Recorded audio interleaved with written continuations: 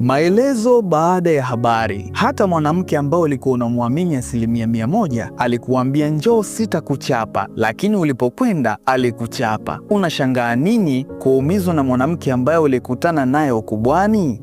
Kaka, wanawake ni wengi sana. Tafuta wako ambaye atakuwa ni mwaminifu na yule aliye sahihi. Hayo ni maelezo baada ya habari.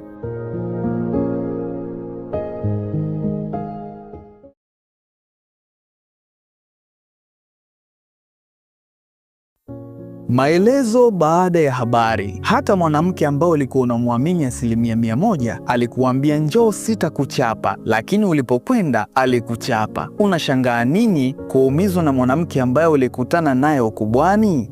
Kaka, wanawake ni wengi sana. Tafuta wako ambaye atakuwa ni mwaminifu na yule aliye sahihi. Hayo ni maelezo baada ya habari.